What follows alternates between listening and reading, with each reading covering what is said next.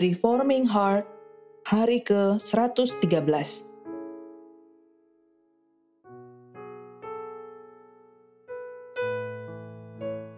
Renungan ini diambil dari website pemuda.stemi.id. Tema renungan pada hari ini adalah Nubuat terakhir Elia. Mari kita membaca Alkitab dari 2 Raja-Raja 1 ayat 1 sampai 18. Demikian bunyi firman Tuhan.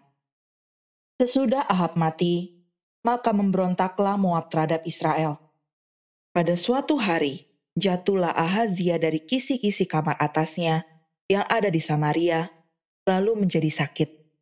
Kemudian dikirimnyalah utusan-utusan dengan pesan, "Pergilah, mintalah petunjuk kepada Baal Zebub, Allah di Ekron. Apakah aku akan sembuh dari penyakit ini?"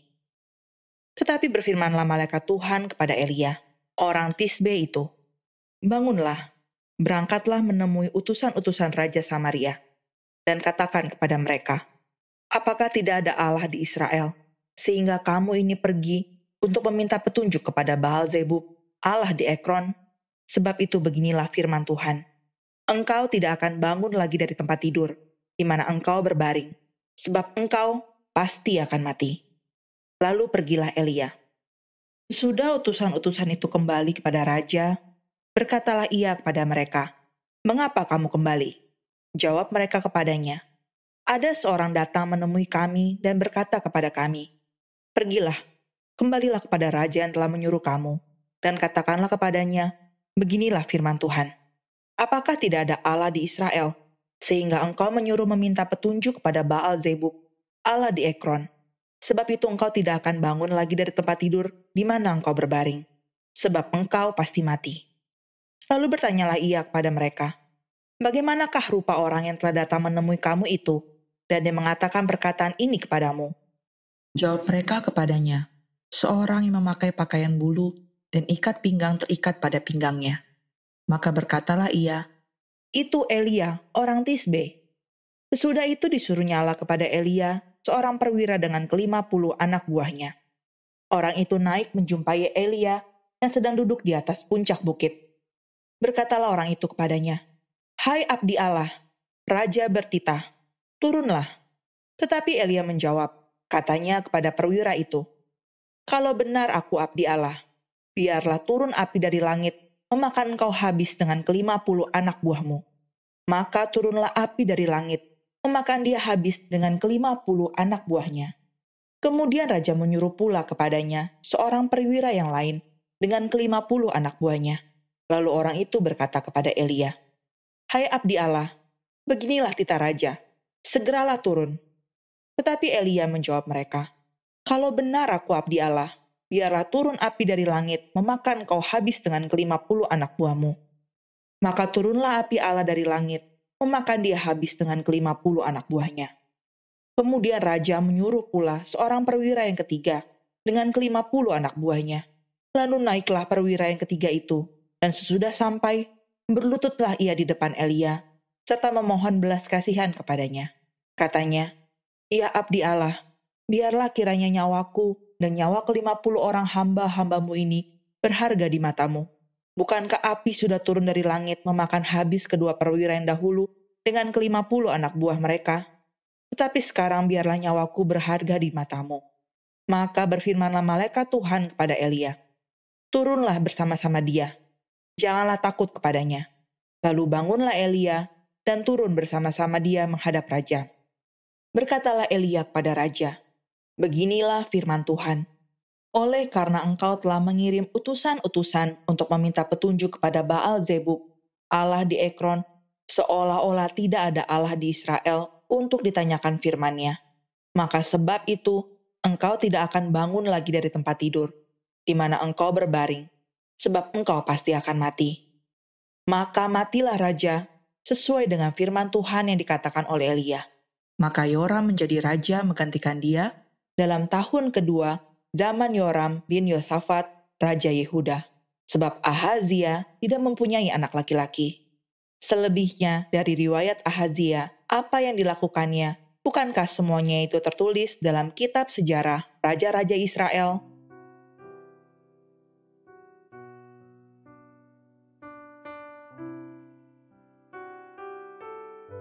Untuk direnungkan.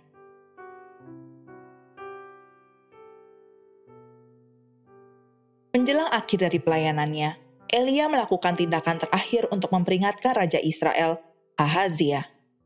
Peringatan ini diberikan kepada Ahazia karena dia menghina Tuhan dengan mencari kesembuhan kepada Baal Zebub, ilah di Ekron. Baal Zebub sendiri berarti dewa lalat, dan dia adalah sembahan orang Filistin.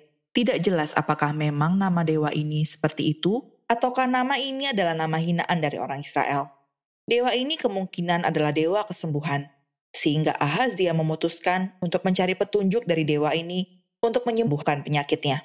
Ahazia, sebagaimana dikisahkan dalam ayat 2, sakit karena jatuh dari kisi-kisi kamar atas istananya. Karena tindakannya ini, Elia diperintahkan Tuhan untuk memberikan nubuatan penghakiman Allah bagi Ahazia. Ahazia akan mati karena penyakitnya ini. Tidak ada pertolongan bagi dia karena dia mencari kuasa gelap untuk kesembuhan penyakitnya. Tuhan ingin agar setiap umatnya mencari dia untuk segala hal. Mencari dia juga untuk kesembuhan. Tuhan tidak melarang seseorang mencari pertolongan dari dokter, karena apa yang dikembangkan dalam ilmu kedokteran juga adalah dari Tuhan. Tetapi Tuhan sangat murka jikalau seseorang mencari kesembuhan justru dari kuasa-kuasa yang di luar Tuhan. Bisakah kuasa-kuasa gelap menyembuhkan? Iya, kesembuhan secara mujizat tidak selalu menjadi tanda pekerjaan Tuhan. Setan pun bisa memasukkan mujizat seperti ini. Itu sebabnya mengenal Tuhan dan bagaimana cara dia bekerja harus dimiliki, agar kita dengan peka membedakan manakah yang dari Tuhan dan manakah yang bukan. Ahazia sengaja mencari petunjuk kepada kuasa-kuasa di luar Tuhan, yaitu kuasa-kuasa jahat untuk kesembuhannya, karena dia memang tidak percaya kepada Tuhan. Elia bersuruh kepada utusan-utusan yang dikirim Ahazia untuk pergi ke Ekron, meminta petunjuk Baal Zebub. Elia menyerukan firman kepada mereka dengan menanyakan, apakah di Israel tidak ada Allah? Berarti, kesalahan Ahazia adalah bahwa dia tidak percaya ada yang menaungi daerah Israel. Hal ini bukan saja menghina Tuhan, tetapi juga memamerkan kelemahan sendiri. Bangsa-bangsa lain memiliki dewa-dewa mereka masing-masing, dan mereka tidak menggantikan dewa-dewa mereka dengan dewa-dewa orang lain. Tetapi Israel melakukan hal ini. Ahazia melakukan hal ini. Dia tidak melihat kepada tradisi nenek moyangnya sendiri yang telah mengalami kuasa Allah sejak dia memimpin mereka keluar dari Mesir. Segala tradisi yang agung dari sejarah Israel dibuang, digantikan oleh budaya rusak dari bangsa di tengah-tengah mereka. Bukankah ini juga yang dilakukan oleh gereja? Gereja membuang tradisi yang agung dari sejarahnya sendiri, lalu menggantikannya dengan budaya populer yang sebenarnya tidak akan mampu bertahan lama. Budaya populer yang begitu dangkal dan tidak sanggup memberikan makna yang dalam bagi masyarakat. Apakah tidak ada Allah di Israel? Tindakan memalukan Ahazia ini mendapat teguran keras dari Tuhan melalui hambanya. Tindakan Ahazia menunjukkan tidak adanya perasaan takut akan Allah terus dilakukan. Setelah mendengar seruan yang dikatakan oleh Elia kepada orang-orang utusannya, Ahazia menyuruh 50 orang tentaranya memanggil Elia.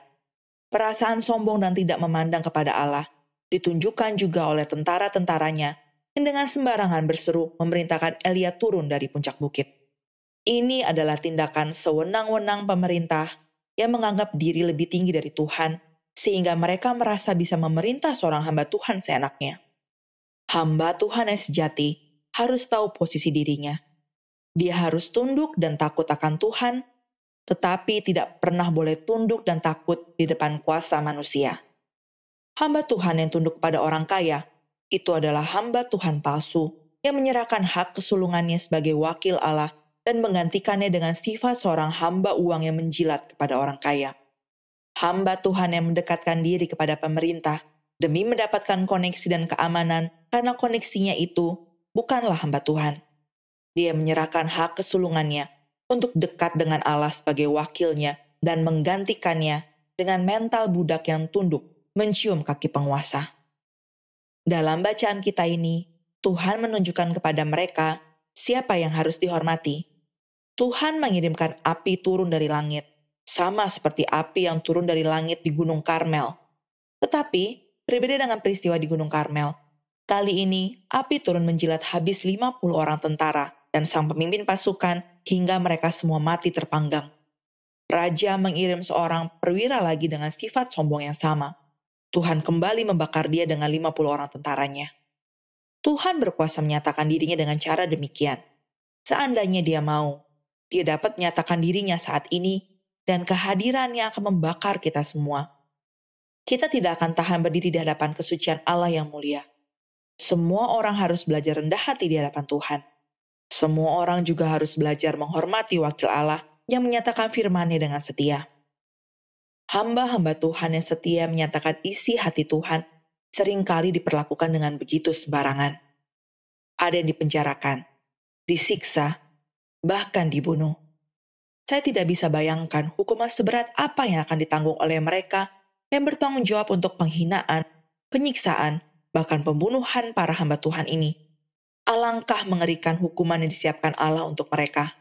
Hiduplah dengan rendah hati di hadapan Tuhan, seperti yang tertulis dalam Mika 6 ayat 8. Hai manusia, telah diberitahukan kepadamu apa yang baik. Dan apakah yang dituntut Tuhan daripadamu, selain berlaku adil, mencintai kesetiaan, dan hidup dengan rendah hati di hadapan Allahmu?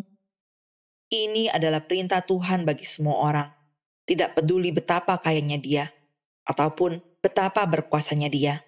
Tidak peduli betapa banyak koneksi kita dengan orang-orang penting dan berkuasa. Kita harus tunduk kepada dia dan hidup dengan rendah hati di hadapan dia. Perwira ketiga yang dikirim raja akhirnya mengerti bahwa dia harus merendahkan dirinya. Dia memohon belas kasihan Elia. Seorang perwira tentara memohon kepada Elia, seorang biasa tanpa senjata dan tanpa kekuatan apapun dari dirinya sendiri. Ya, karena sang perwira ini tahu bahwa kekuatan Elia bukan dari dirinya sendiri, tetapi dari Allah yang sanggup melemparkan api dari langit untuk mematikan dia dan 50 anak buahnya. Maka Tuhan mengampuni perwira ini dan memerintahkan Elia untuk mengikuti dia dan pergi bertemu Ahazia. Tuhan mengingatkan Elia supaya dia jangan takut.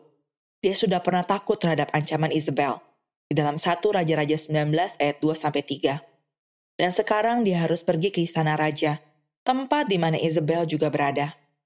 Baik Ahab maupun anak-anaknya yang menjadi raja sesudah dia, semuanya tidak memiliki kuasa dan kekejaman sebesar kuasa dan kekejaman Isabel. Itulah sebabnya sangat wajar kalau Elia kembali merasa takut pada ancaman yang pernah membuat dia melarikan diri sebelumnya. Tetapi Tuhan sendiri yang menguatkan dia dengan mengatakan, "Jangan takut." Tuhan mau Elia mengucapkan segenap firman yang Tuhan ingin nyatakan kepada Raja Israel. Maka datanglah Elia ke istana Raja Ahazia dan menubuatkan kematian Ahazia. Kematian yang terjadi karena dia sudah menghina Tuhan yang tidak menunjukkan hormat kepada Yang Maha Kuasa dari Israel. Maka Ahazia pun mati, dan Yoram saudaranya menjadi raja menggantikan dia karena dia tidak memiliki anak laki-laki.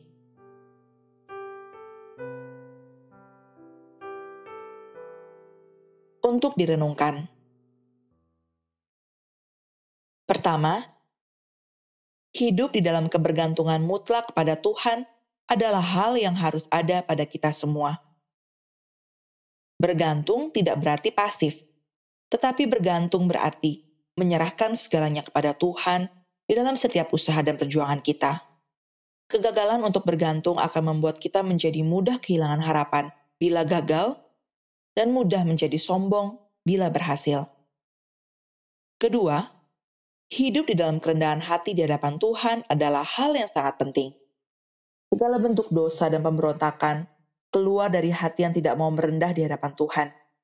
Ketika hati kita tidak terbiasa tunduk pada Dia, maka dosa akan datang dan menundukkan kita sehingga dibelenggu olehnya seterusnya.